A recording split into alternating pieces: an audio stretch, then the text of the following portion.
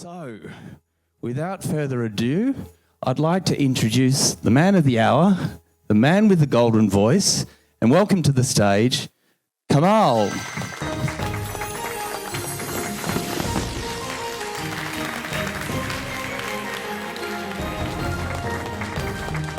Good afternoon. Am I on? You can hear me. Yeah, okay. That's good afternoon.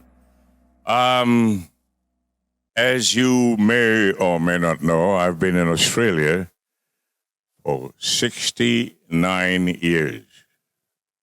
I can't believe it. Can you? And anyway, I've been here that long and enjoyed some unbelievable good fortune, and at the same time had the other side of it too. And talking about the unbelievable luck, happened in 1971 and 72. The ABC, for whatever reason, I didn't have the qualification to be host of a television show, let alone mine. But the ABC gave me an 8-week series in 1971, and another 8-week series in 1972. And one of the things that, besides a wonderful orchestra and conductor Brian May, who wrote some beautiful music for the show and for movies, and a man from Adelaide who I knew. The other aspect was I was given a wardrobe. Each week, for each show, there would be 2 or 3 outfits, not like this, but beautifully made by Hazel Oscar, and I think she is watching there. I think she's on there, and she's 102. And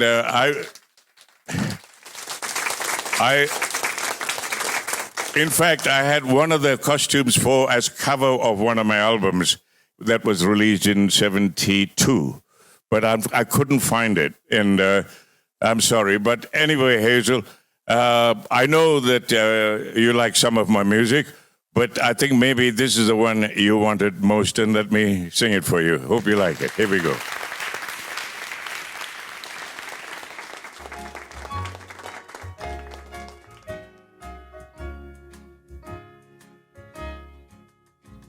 Before you take another step, there is something you should know about the years ahead and how they'll be. You'll be living in a world where roses hardly ever grow, 'cause all I have to offer you is me. There'll be no mansions waiting on the hill with crystal chandeliers, and there'll be no fancy clothes for you to wear. Everything I have is standing here in front of you to see. All I have to offer you is me.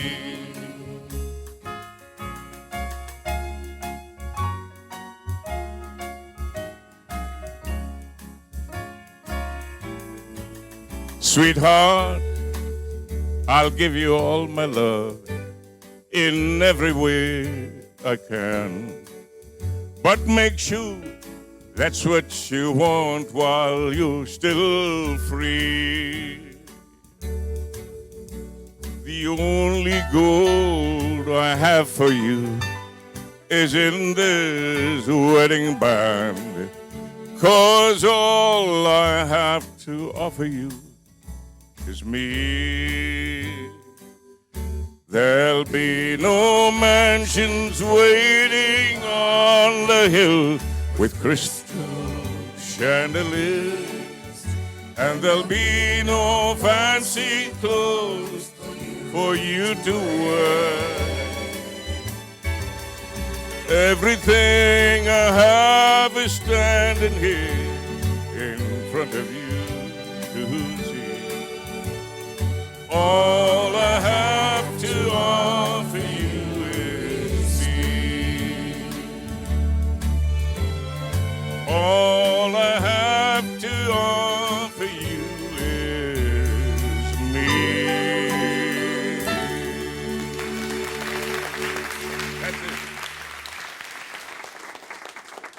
it. Anyway, thank you for all those wonderful costumes over the 16 episodes, Hazel. And I hope I might meet you before too long. All right.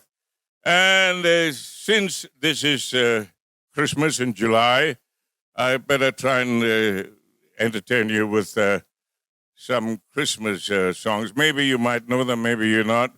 But let me try this next one called Pray for Christmas. Here we go.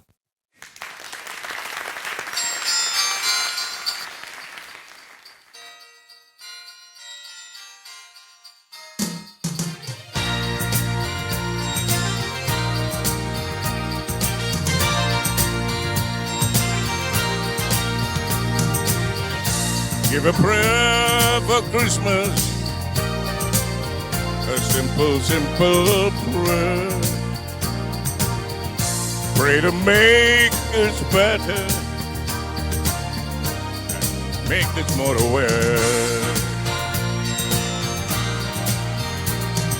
Pray for understanding with the truth that can be heard. A language so full of love, you hear the meaning and not the word. Give a prayer for Christmas, a simple, simple prayer. Pray to make us better, make us more aware. Hear a baby laughing, it's a joy that knows no fear. Pray that feeling's contagious and let it spread throughout the year. Give a prayer for Christmas, a simple, simple prayer. Pray to make us better, make us more aware. Give a prayer for Christmas, a simple, simple prayer. Pray to make us better and make us more aware. Give a prayer for Christmas, a simple, simple prayer. Pray to make us better and make us more aware. Give a prayer for Christmas, a simple, simple prayer. Pray to make us better and make us more aware. Give a prayer for Christmas, a simple, simple prayer. Pray to make us better and make us all aware.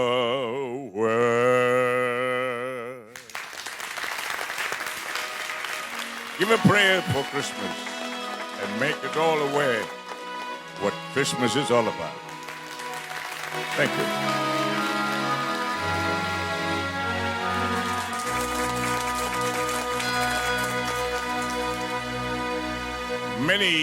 Many years ago, in fact, in 1970, I heard a song and written by a man called Tom T. Hall. He's no longer with us. And there was a whole bunch of songs that I recorded. The first one was The World the Way I Want It in 1970 with an album called Peace on Earth that raised a lot of funds for the Freedom from Hunger. But this one, which I found it much later, called Christmas Is, and I hope I can remember it. It's a while since I sang it, called Christmas Is. Here we go.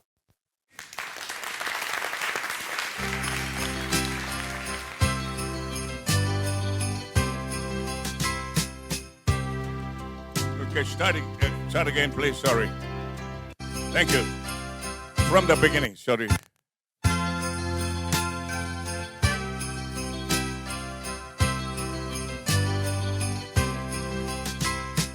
Christmas is Jesus and people and things. Christmas is something the whole world can sing. Christmas is greeting your neighbors and friends and starting all over again. Up in the air there are reindeer and sleighs. Down on the ground there are 12 Christmas days. Christmas is there in your heart where it lives, and that's what Christmas is.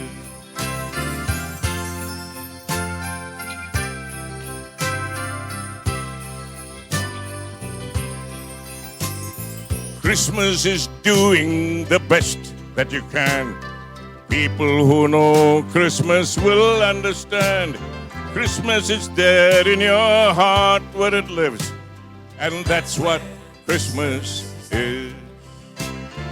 Up in the air there are reindeer and sleighs. Down on the ground there are 12 Christmas days.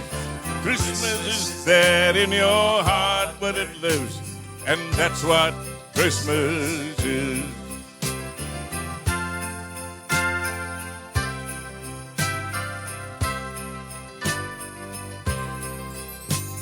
Christmas is giving and living in love. Christmas is praising the powers above. Show me a smile and a heart that is true. Have I got a Christmas for you? Up in the air there are reindeer and sleighs. Down on the ground there are 12 Christmas days. Christmas is there in your heart where it lives, and that's what Christmas is. Christmas is there in your heart where it lives, and that's what Christmas is. Okay. Had any of you heard that song before? Anybody? Nobody has heard it before. Well, anyway, reminds me of full many a flower is born to blush unseen and waste its sweetness in the desert air. And there are so many beautiful things that happen on the earth, and not too many people hear about it. But at the same time, there are individuals who are on this earth who do things we should never know about. But anyway, don't ask me where I'm going there. But anyway, God help America. But anyway, I remember singing this Christmas song. I hope I can. Just hold on a second. I'm getting a bit dry here. Maybe I should connect this to my whatever. I think I did my very first television show in Adelaide in 1959, 17th of October, 1959. But I didn't sing this. But many, and there I was invited to do shows almost every second or third week. And for one Christmas, I think I try to sing this one, see if I can remember it. There we go. A little more level, please.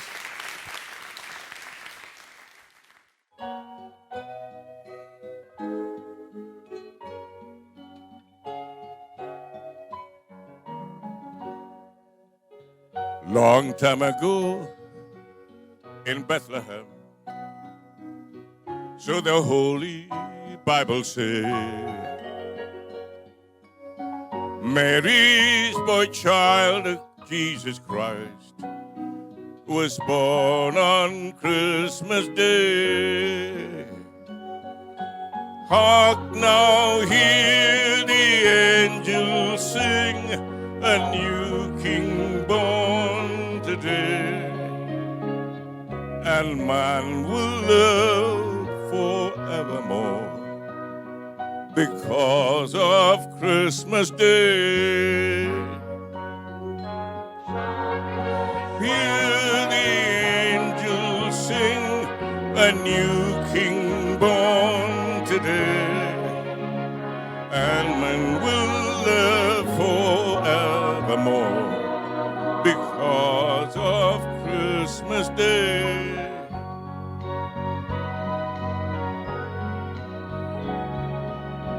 While shepherds watched their flocks by night,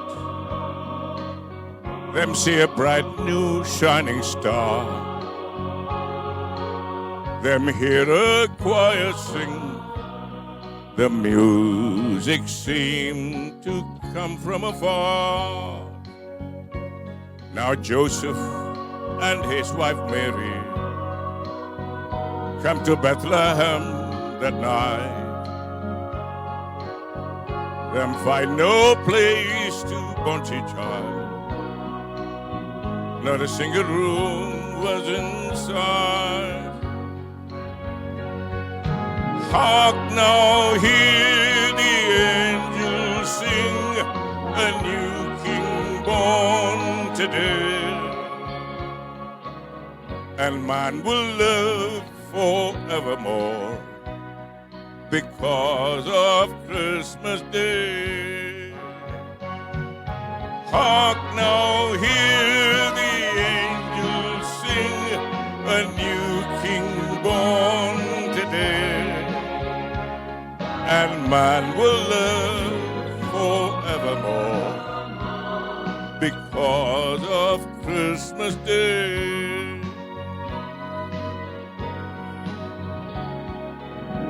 By and by, they find a little nook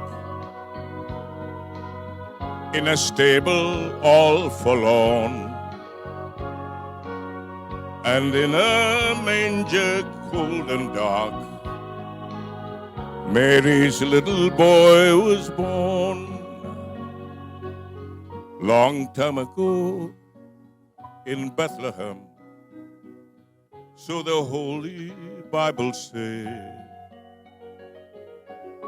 Mary's boy child, Jesus Christ, was born on Christmas Day. Hark now, hear the angels sing, a new king born today, and man will live forevermore because of Christmas Day. Now hear the angels sing, a new king born today, and man will live forevermore because of Christmas Day.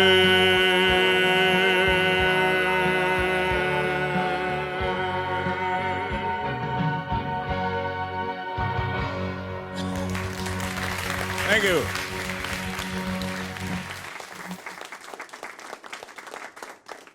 I thought all of my Christmases came together in 1975 when I expected nothing, and the greatest gift was awarded me to sing a song that captured the imagination of some of the European countries, especially Holland, Belgium, Norway, Sweden, Denmark, Finland, and all of that. And for those of you who have no idea what I'm talking about, let me have a sip first while you're thinking about it.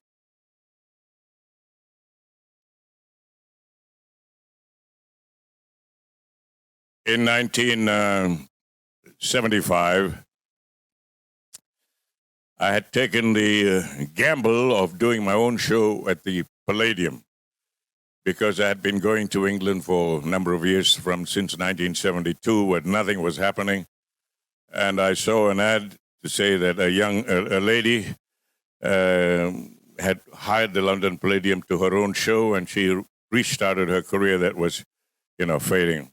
So I thought if she can do it, maybe I can do it too. So with the audacity of hope, I found a few dollars and put together and did a show at the London Palladium. And fortunately, it yielded a little more than I anticipated because I got a 10-year contract with then the London Stock of the Town. And I was very satisfied with it. And out of the blue, within 2 months or so, I got a call from Holland. And they said, we are sending you a song for you to consider recording it here. And it is to be performed at the Royal Gala performance with her Royal Highness Princess Juliana and her husband Bernhard. And so they sent me the song. I looked at it, and it said, "The Elephant's Plea." My immediate reaction was, I don't want to have anything to do with it. And they said, why not? This is only with 3 days to go, or 3 or 4 days to go. I said, why not? I said, with all due respect, it's Dutch English, not English, and I don't think it would be worth my while doing it. They said, what do you want to do? I said, I want to get somebody to rewrite it, thinking that they would say, go to Timbuktu or wherever. And instead, they said, okay, if we can find it and get it rewritten, we'll do it. With less than 48 hours to go, 24 hours to go, I met a man called, he was the latter-day Rudyard Kipling of England. I can't think of his name right now. I'm having a senior moment. I hope he'll forgive me. But anyway, and I met with him in a pub like this, and it was very crowded. In those days, we didn't have recording machines, not mobile telephones, nothing. So I had to sing it in his ear. And I'm sure there were those who were looking, thinking that there were two guys who were a bit strange. But anyway, I sang it and a couple of times, and he wrote the first verse and chorus then and there, or rewrote it. And the following morning, on my way to the Heathrow, he sent me the others. And when I got to Baarn, B-A-A-R-N, which is a city outside Amsterdam, where the royal family have their palaces and all that, and there's also studios. So I went in there, we rehearsed, and it was okay. So they said, okay, have a 20-minute break, and we will record. And imagine, with the idea of the Royal Command performance, the media was really keen, and we had television cameras and all of that. So after a 20-minute break, I walked up to the microphone, and because the song starts without any music. So I tried to sing. I couldn't make the slightest sound. I nearly turned white. But anyway, and the thing was, I had never in my life been without a voice of some kind, And obviously, it was obvious that I had some chronic form of laryngitis. And I was immediately rushed to the hospital, not far away, and I was given a cortisone, I believe. And I laid down, they said maybe 4 hours, a bit more. I came back, and I tried to sing, and I didn't want to go full throttle because it's a big song, and in case I did something, so I sing it gently. And so I said, okay, let's do it again. They said, no, that's it. And that was released. And half of the Polygram staff thought it would be a joke because there were lines in it they didn't understand. It was English. And the others thought it would be a big hit. 3 weeks later, it was number one, and it remained number one for the next 6 years. Not 6 weeks, I beg your pardon. And I wish it was 6 years. But anyway, here's the song, the Elephant Song. Let's go.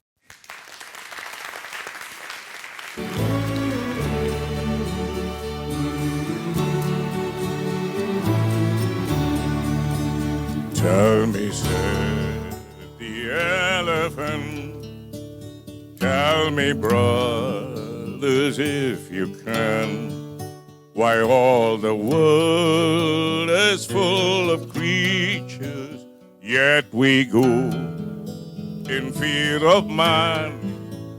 Tell me, said the elephant, tell me why this has to be. We have to run from man the hunter, never safe and never free. People kill without regret, although they fly but jumbo jet. Let the world of man remember, let the children not forget. Gentle is the elephant, pulling loads and everything.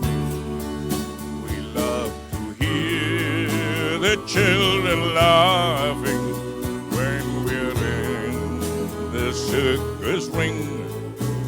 Happy was the elephant, happy was his gentle life. And then there came the cruel hunter with a rifle and a knife. People kill without regret, although they fly but jumbo jet. Let the word of man remember, let the children not forget. Listen, please listen, said the elephant. If we want the world we know to stay alive, then man and beast, we must work together. And together we will survive. Listen, sir, the elephant, it is conservation time.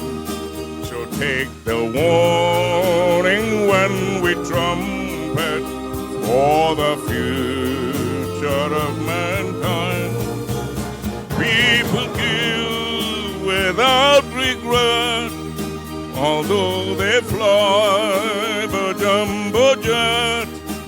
Let the word of man remember, let the children not afraid. Listen, said the elephant, if we want the world we know to stay alive, then man and beast, we must work together. That's it. That's the elephant song. And they are still playing it. Can you believe that? Yeah. How many years is that? 1975 to now. How many? Somebody mathematician work it out. How many years is that? How many years? 47? Yeah, 47 years. Yeah. Anyway, time passes, doesn't it? You know, I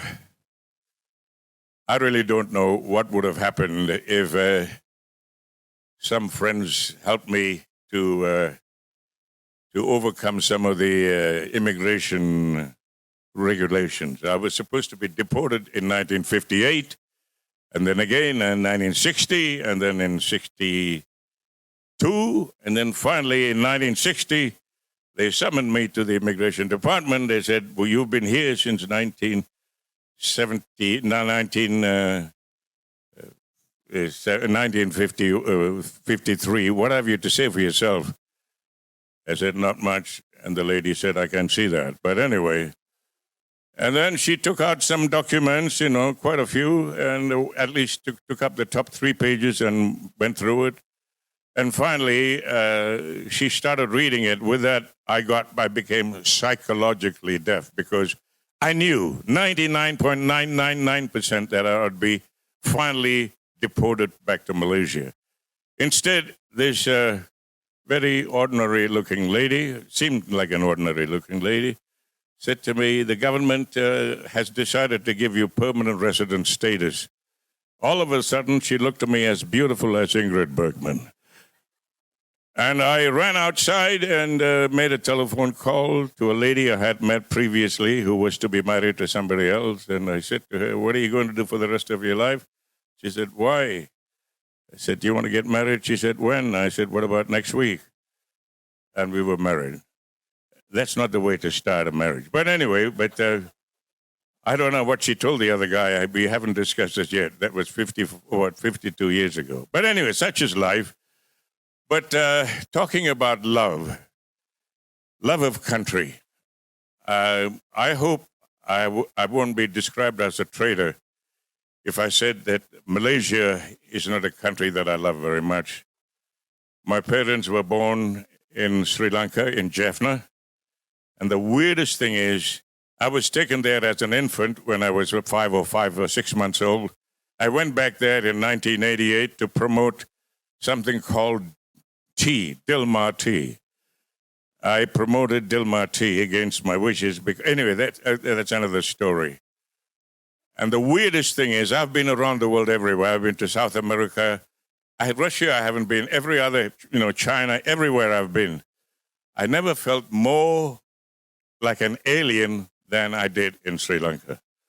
But you can work it out why. It's all what's in the head. It's never what it is. It's always what you think it is. Therefore, perception is 90%. Reality is hardly 10%. And this is why some people get voted into office when they are not fit. But anyway, I won't go into that again. But anyway, so the thing is, do you mind if I sit down for this?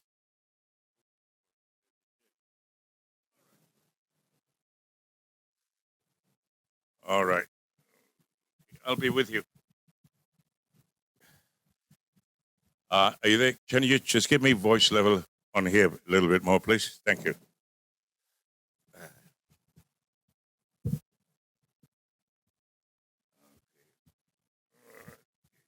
We'll be with you in a second. Anyway, I'm not a poet. I'm not a writer or anything like that. I thank God for those who do write poetry and prose. But I hero worship anybody who can write. But in 1988, during the bicentenary, I was obsessed with the idea that I should say or record something about this country that I love now. And in 1988, I was a 24-year-old FBA, foreign-born Australian.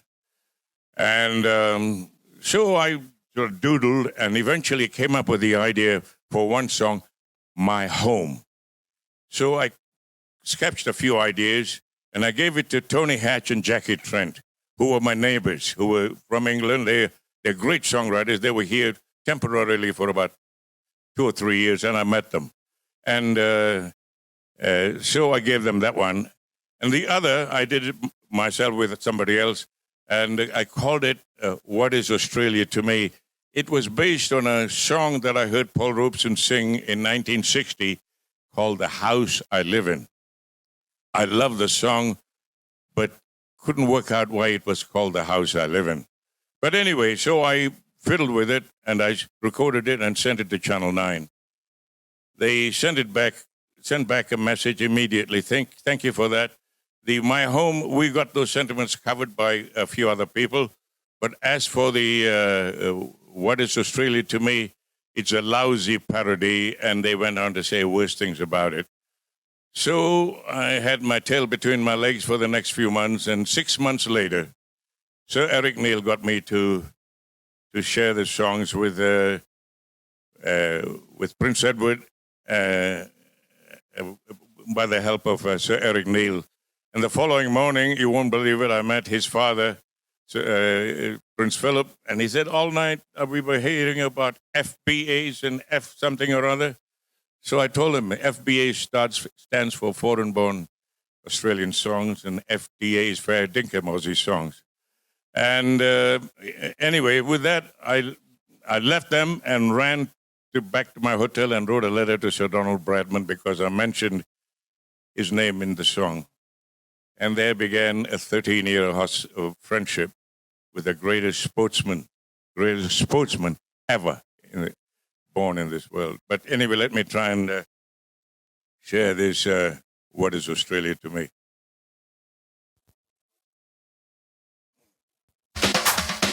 No. I'm going to say something. The question is, what is Australia to you? Let me tell you. It's a house I live in. My neighbors down the street. The proud and smiling faces of the people that I meet. The children in the playground. And Christmas in the sun. The g'day and the handshake. That's Australia to me. The town I live in. The friends that I have found. The people who just came here from nations all around. Those who built this country. The air of feeling free. And the right to speak your own mind. That's Australia to me. Words of Banjo Patterson, McCullough and Henry Lawson. The style of Donald Bradman, Pete Costello and Dame Joan. There's Smithy and Ben Lexon. Achievers without peers. And the dreaming of a people who've been here a million years. This land I live in. The goodness everywhere. A place of wealth and beauty. With enough for all to share. Yes, I love this sunburned country. So vital, young and free. With a promise for tomorrow, that's Australia to me. But it's the people. Yes, especially the people. That is Australia to me. That's that. Anyway, I need to be careful of the time. And, okay, why not? We got a couple of children here. Let's do that. This is a 1970 Tumty Hall, 100 children. 100 children, brave boys and girls. We come from nations all over the world. 100 children marching along. 100 children singing their song. Don't blow up the world, don't kill all the flowers. Today this is your world, tomorrow it's ours. Leave us pure water and forest uncut. Think of tomorrow, leave something for us. 100 children, brave boys and girls. We come from nations all over the world. 100 children marching along. 100 children singing their song. Your God may be dead, but ours is alive. We think without him we cannot survive. Punish all the bad men, praise all the good. Talk to your neighbors about brotherhood. 100 children, brave boys and girls. We come from nations all over the world. 100 children marching along. 100 children sing their song. Your God may be dead, but ours alive. We think without him we cannot survive. Punish all the bad men, praise all the good. Talk to your neighbors about brotherhood. 100 children, brave boys and girls. We come from nations all over the world. 100 children marching along. 100 children singing their song. 100 children. 100 children. 100 children. That's it. Tom T. Hall wrote that in 1970, and among so many songs. He left us last year, and it's a terrible loss. What a wonderful storyteller, too.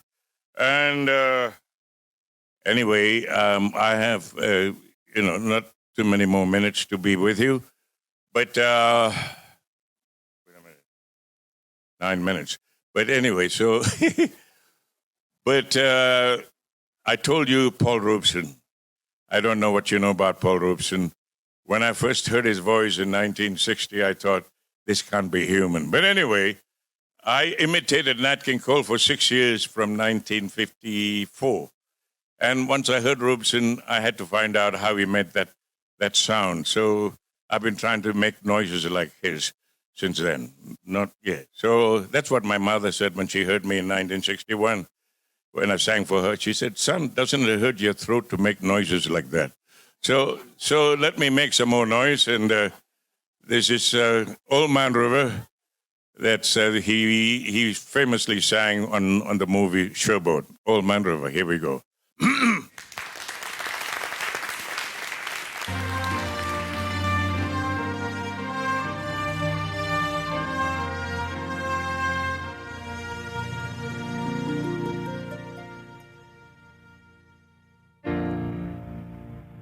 There's an old man called the Mississippi. That's the old man that I likes to be. What does he care if the world's got troubles? What does he care if the land ain't free?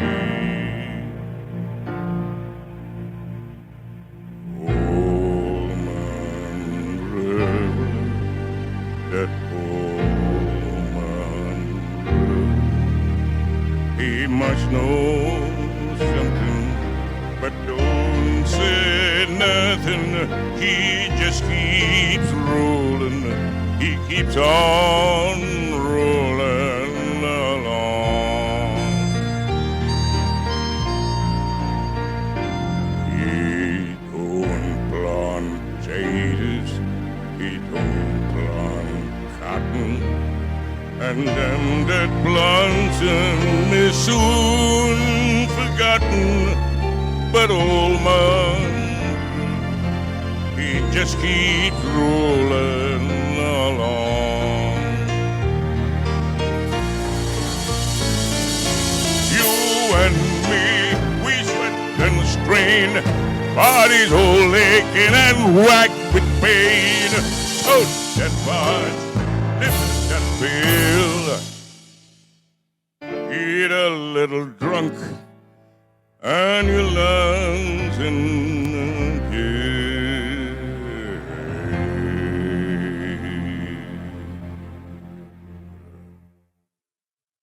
but I get weary and sick of trying. I'm tired of living and feet are dying. But old man River, he just keeps rolling on.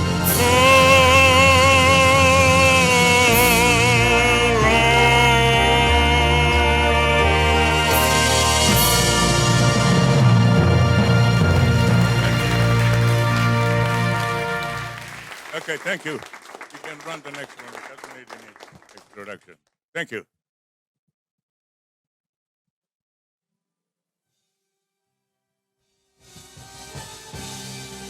Bit more music level, please. More music level.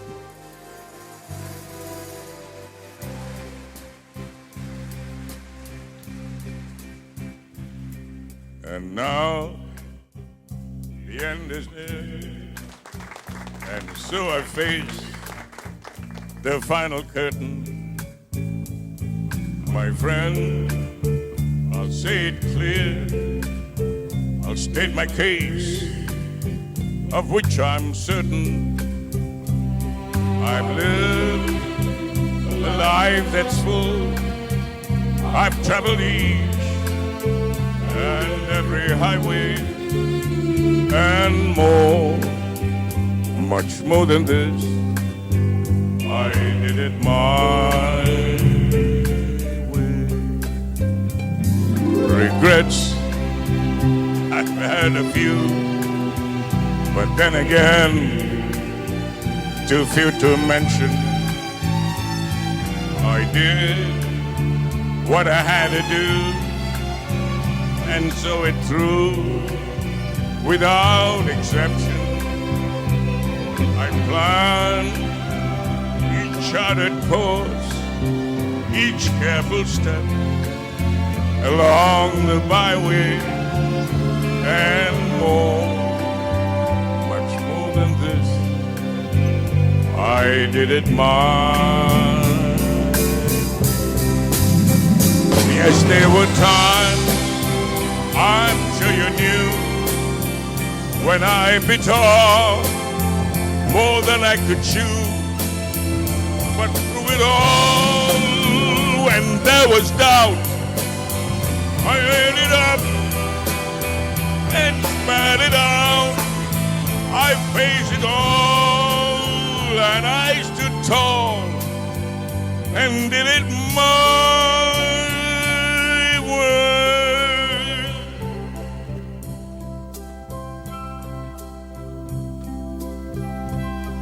I've loved, I've laughed and cried. I've had my fill, my share of losing. And now, as tears subside, I find it all so amusing to think I did all that, and may I say, not in a highway. Oh no, not me.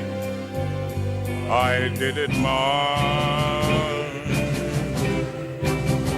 For what is a man? What has he got? If not himself, then he has not to say the things he truly feels, and other words what will deal. The record shows I took the blows and did it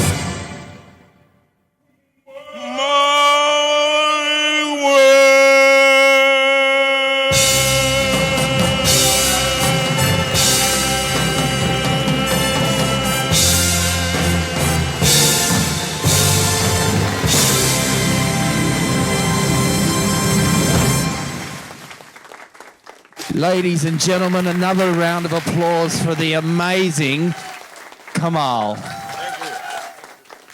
Kamahl, thank you. That was such a wonderful experience of diversity, but also what I think is such active aging that you just demonstrate to so many people.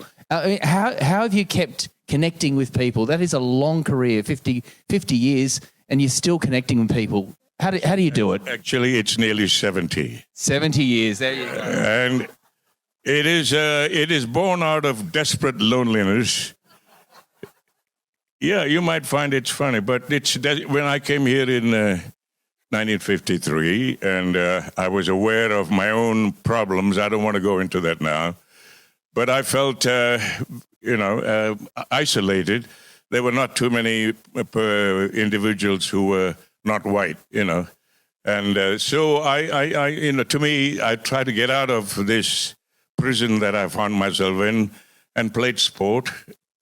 And quite by a miracle, I met Sir Donald Bradman in 1955 when I took a hat trick with the first 3 balls of the season, and try and work that out. Wow. And I was invited to his house 33 years later. In 1988, and because I had mentioned his name in the song, you might have heard me do it, and that was a friendship that it's like being in heaven. And I spent 13 years with him, and every year I had dinner with him. And let me tell you a story. For the first time we went out, I called Sir Donald. I said, "Are you okay for a lunch?" She said, "Yes." So I called the Hilton and I said, "I'm taking somebody more important than the Pope to lunch. Can you give me the best address, the best food?" Okay, so they gave me the thing. So I called Sir Donald and I said, "Sir Donald, you're ready for lunch? Where are you looking here?" I said, and Jesse and we are really looking forward to the lunch. I told him where we were going.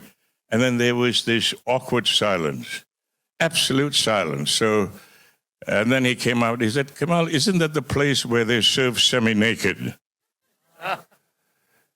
And so I was thunderstruck. So I called the person at the hotel who to give me so I said, "Can you check your facts?" And she told me, "No, that was it." So I called him back and they said, I said, "You there?" He said, "What do you mean? They show one breast at a time?" And so eventually I told him we were going to a place called Chloe's. Chloe's. He thought we were going to Cleo's. And during lunch, Jesse kept nudging me and says, "Kamahl, I think Don would be happy at the other place." Anyway, so those were the things that came out of being here and being extremely lucky some of the time. And there are some very, very important people who sheltered me from harm when it was time to. And the registrar of the University of Adelaide, his intervention helped a great deal. Harry Wesley Smith. Anyway, we could be here for another whole day, but fantastic. Okay. So I just want to say a huge thank you from everyone that's watching here today for your time and what you're teaching us about inclusive aging and being here together. So thank you so much for your time today. Another round of applause for Kamahl. Thank you.